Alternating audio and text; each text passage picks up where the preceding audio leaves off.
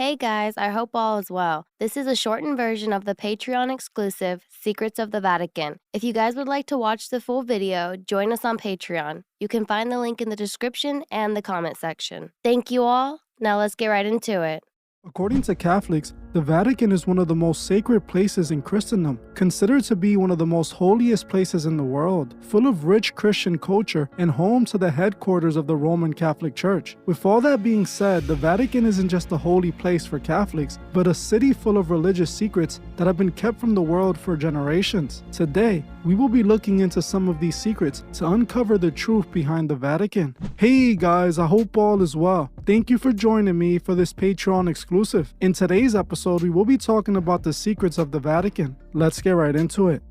Recently, the Vatican was all over headlines after it was revealed that the Pope was going to be performing a sacred ritual on Christmas Eve. It was being reported all over social media that the Pope was going to be opening up 5 portals to the spiritual world. While this was an exaggerated example of what actually happened, this isn't completely false. It was reported by the media that the Pope was going to be opening one of 5 sacred holy doors on Christmas Eve and would continue opening the remaining 4 doors over the course of the week. On December 24th, Pope Francis used a ceremonial hammer to open a sealed door at the Vatican to mark the beginning of the Jubilee, or a holy year. Jubilee years are held at least every quarter century, with the last regular one being in 2000. The Jubilee begins with the ceremonial opening of the sealed doors, signifying a pathway to forgiveness, a tradition dating back to 1425. Traditionally, the Pope opens the doors at Rome's 4 basilicas, starting with one at the Vatican on Christmas Eve and continuing over several days. The point of the ritual is to symbolize the transition from sin to grace. It is believed that once you enter the holy doors, you are in the presence of God,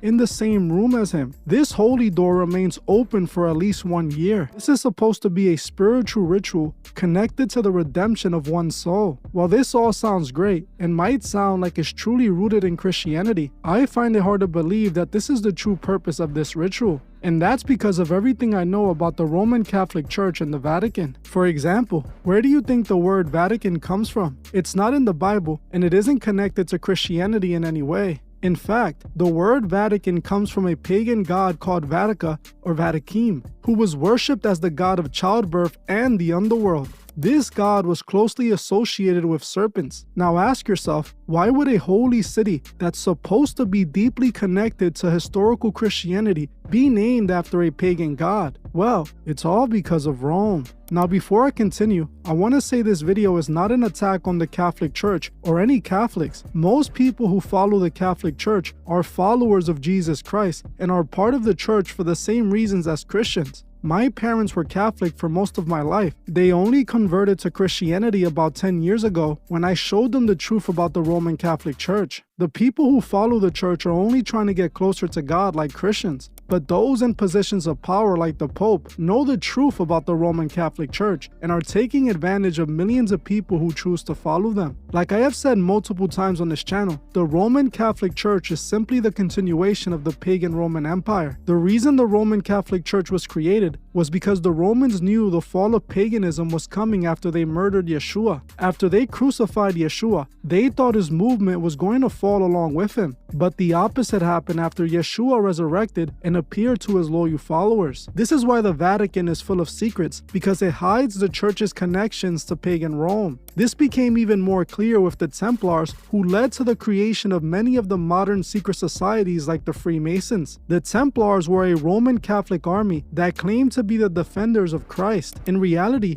they were channeling Baphomet and performing pagan occult sex rituals. They practiced sex magic and alchemy, and it's the reason so many other secret societies operate this way today. To those who weren't initiated, they believed the Templars were the army of God. For those who were initiated, they knew the Templars were occultists who practiced the same rituals the Roman pagans did. This is all connected to the same source, man trying to be God. Now that we have established a clear connection between ancient pagan Rome and the Roman Catholic Church, let's get into some of their secrets. First, let's talk a bit about the ritual of the holy doors the Pope did. This so-called holy door ritual comes directly from the pagan occult ritual called the spiritual door ritual. During this ritual, Occultists would draw occult symbols and chant. They would chant ritualistically to attempt to summon the deity they were trying to be in the same room as. They would then use ritual tools to open the spiritual door that would put them in the same room as the deity they were trying to reach, just like the Vatican did with this holy door ritual. The members of the church were singing while the Pope opened the holy door using a ritual hammer. He then walked into the room and claimed to be in the same room as God. Millions of people watched the Pope perform a spiritual door ritual and believe it's connected to Christianity when it's a known pagan ritual. The next thing we're going to talk about is the Vatican's secret archives, specifically one book that is kept in it. The book is called the Red Dragon Grimoire, or the Grand Grimoire, and it's a book of black magic that includes instructions for summoning demons and making pacts with them. The book contains spells for summoning Lucifer, necromancy, winning the lottery, speaking with spirits, and more. The book's origins are uncertain, with some dating it to 1421, 1521, or 1522. The introductory chapter was written by Antonio Venedita, who claimed to have gathered his information from the writings of King Solomon. King Solomon is an important figure in the occult world, known for building the Temple of Solomon in the Bible. The Freemasons' entire religion is created off the principles of King Solomon and his temple, as the Masons see themselves as the builders of the inner temple. I can honestly make an entire video about the Red Dragon Grimoire, so if you guys want to see that, comment Red Dragon Grimoire below. Now think about this. Why in the world does the Vatican have a grimoire in their archives that could be used to summon demons and control them? This lets you know exactly what those at the Vatican are up to.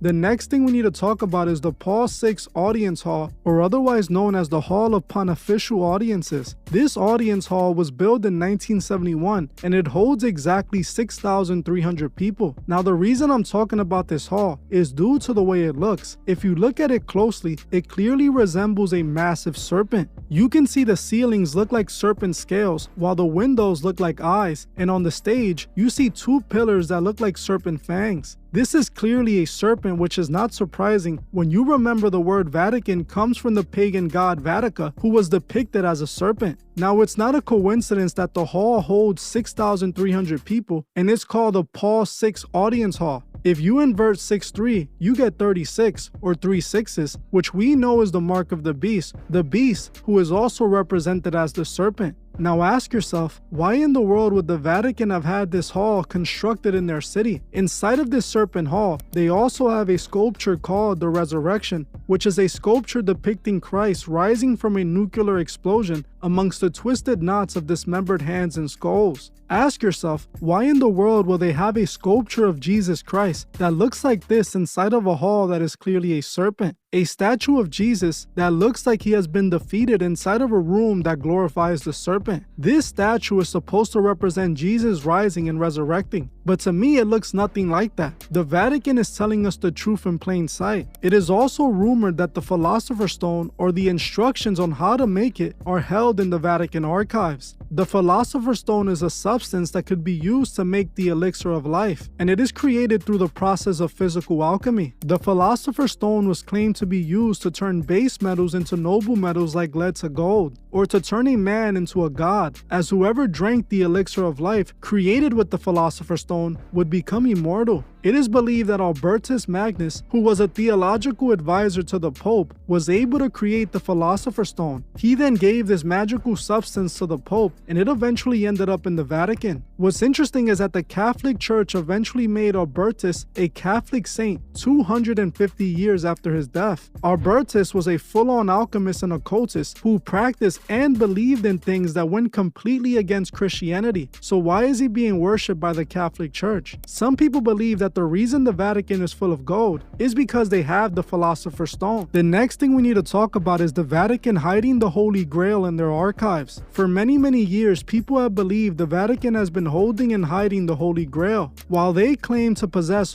the Holy Chalice of Valencina and declare it to be the Holy Grail, that's not the real Holy Grail. It was rumored that the Templars actually had the Holy Grail in their possession, and it ended up in the possession of the Vatican. The Vatican is keeping this important religious relic hidden from the world to further disconnect people from Christ. Something else the Vatican keeps tucked in their archives is the Sumerian tablets. The Sumerian tablets describe a pantheon of gods, including An, Enlil, Nanhursag, and Aniki, which is a key characteristic of pagan religions. What is a church that is dedicated to the Abrahamic God doing with the Sumerian tablets that have knowledge of pagan gods? Again, this shows the Vatican is still very much connected to their pagan roots. Like I said earlier, this video is not an attack on the Catholics or their beliefs. I just want to bring up the facts about why the Catholic Church was created and why the Vatican has so many secrets. Everyone who follows Yeshua as the only way to the Father is my brother, no matter the religion. But it's important we educate ourselves on the truth before blindly following what we're told out of ignorance. We need to know the truth to make the right decision. Well,